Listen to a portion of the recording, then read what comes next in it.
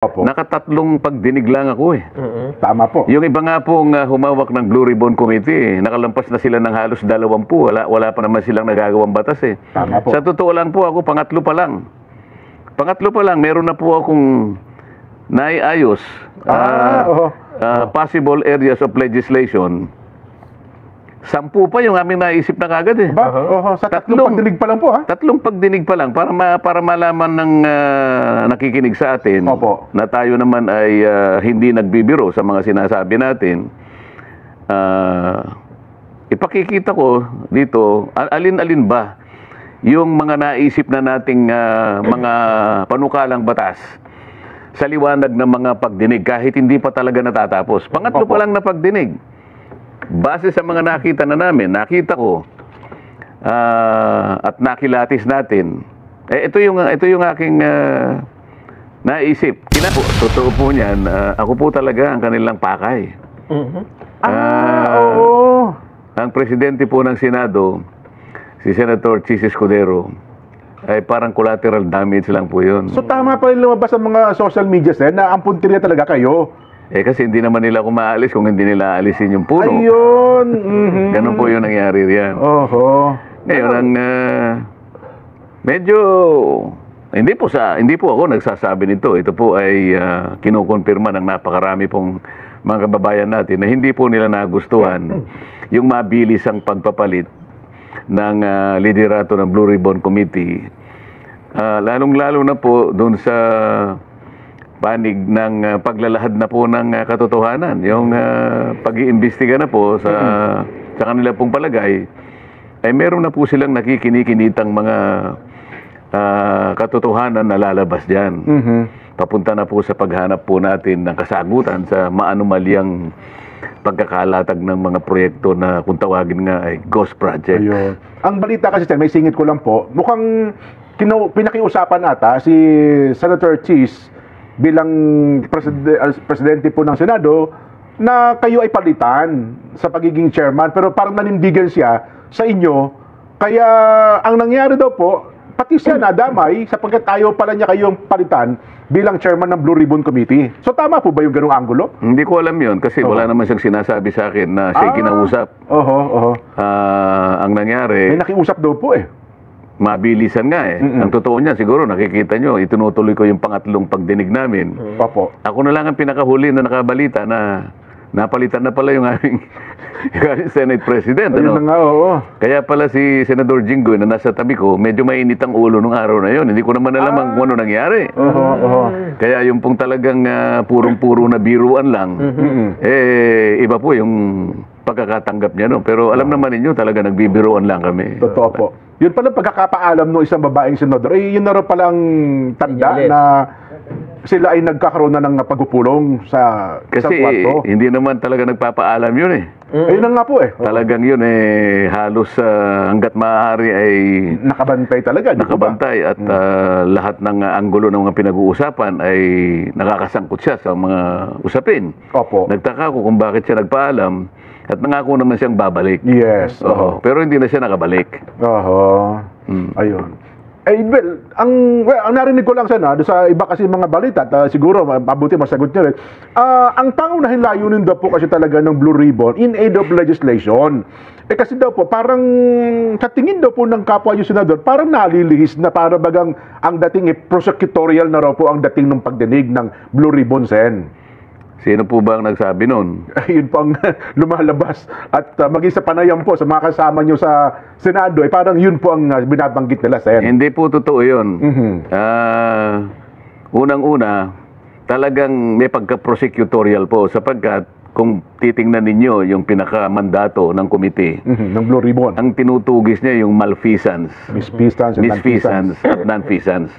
Paano po ang paglalahad ng inquiry kung hindi po namin gagawin sa paraan na pagtatanong at paghanap ng kasagutan sa mga dapat na itanong para nga mapatunayan kung merong malfeasance, misfeasance and nonfeasance. Yun po yung tinutungo talaga. Ayun. Yun ang pangunahing layunin ng Blue Ribbon Committee. kung naipagkamali nila, lalong-lalo na po yung aming puno ng Senado ngayon, yun po yung sinasabi niya. Ayun, opo. Kahit kailan ay hindi po ako lumihis doon sa tuntunin na yon. At baka dapat sana tinanong muna niya ako. Opo. Nakatatlong pagdinig lang ako eh. Tama po. Yung iba nga pong humawak ng Blue Ribbon Committee, nakalampas na sila ng halos 20. Wala pa naman silang nagagawang batas eh. Tama po. Sa totoo lang po ako, pangatlo pa lang. Meron na po akong naiayos possible areas of legislation. 10 pa yung aming naisip na kagad eh. Sa tatlong pagdinig pa lang po, ha? Tatlong pagdinig pa lang para malaman ng nakikinig sa atin. Opo. Na tayo naman ay hindi nagbibiro sa mga sinasabi natin. Ipakikita ko dito, alin-alin ba yung mga naisip na nating mga panukalang batas sa liwanag ng mga pagdinig kahit hindi pa talaga natatapos. Pangatlo pa lang na pagdinig. Base sa mga nakita na namin, nakita ko at nakilatis natin. Ito yung aking naisip. Kinakailangan merong amendment ng procurement law. Kasi doon na pupunta po yung mga bidding natin, yung pag-award ng mga proyekto, lalong-lalo na yung pinag-uusapan ng mga flood control projects, nasasalaula sapagkat merong problema, may mga butas sa procurement law. Kinakailangan mag-introduce ka ng amendments. Meron ding amendment po sa anti-graft law. Dito kinakailangan mapatibayan siguro, kung hindi man dapat itaas siguro, pati yung pagpaparusa dito kinakailangan ibigyan talaga ng impetus dito eh. Pwede rin nating meron po kaming iniisip na amendments po sa contractors licensing law. Ito yung sakop ng PICAB, ano? Meron tayong amendment sa witness protection law o yung tinatawag na stand-alone bill, no? Meron tayong naiisip na amyenda doon sa ating AMLA. Anti-Money Laundering Council. Anti-Money. Nakita naman ninyo kung saan, isip-isipin nyo, yung isa sa mga nag-testify doon. Sa isang araw, kaya niyang magpatalo ng halos 14 o 15 milyon. Ito parang ang ginagamit nila, laundry area yung mga kasino natin. Kaya dapat magkaroon ng amyenda sa AMLA, sa batas sa AMLA, ano? Nakikita rin natin ang pangangailangan para i-amend yung ating Securities Regulation Code. Sapagkat dito pumapasok ang ilang mga kawatan, yung sindikato, ginagamit nila na pasilidad itong areang ito. At dito, idadagdag natin yung False Claims Act. Ito yung, kung tawagin ay writ of quitam. Yung bang pwedeng payagan kahit isang mamamayan lang, kahit isang ordinaryo, karaniwang mamamayan na maghain siya ng asunto laban sa mga opisyal ng pamahalaan, ang kondisyon lamang kapag hindi ito binigyan ng atensyon ng ating Department of Justice. Halimbawa, in 30 days, kailangan umaksyon ng Department of Justice. Pag hindi siya umaksyon, meron ng karapatan na maghain yung karaniwang mamamayan. Sa laki at sa lawak ng pangyayari, iskandalo na nakita natin sa mga proyektong flood control na yan, kailangan nating siguro makagawa na ganitong uri ng batas also. Kailangan din nating pasiglahin yung kailangan ma-approve na natin itong Whistleblowers Protection Act na nakabinbin pa ngayon. Meron pa tayong Heavy Equipment Registration Act. Sapagkat itong ginagamit nilang mga kasangkapan, mga makinarya sa mga proyekto, wala naman listahan ito eh.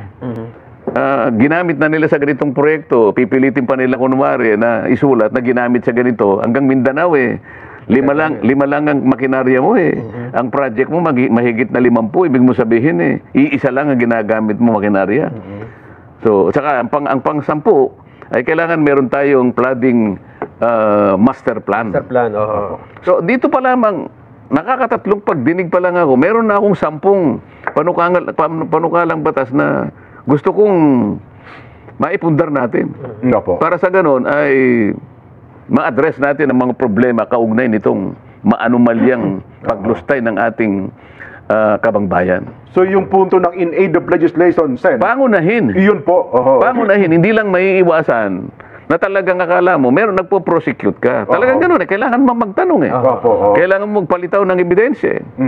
Paano mo ngayon mapangangatwiranan na ang dami palang ganitong mga anomalya kung hindi ka kukuha ng tao na tutulong sa iyo. Kaya ko lang naimungkahi na kung sino man po ang gustong magsalita na, ay nakausap ko na po yung DOJ na nakahanda po silang tulungan kayo.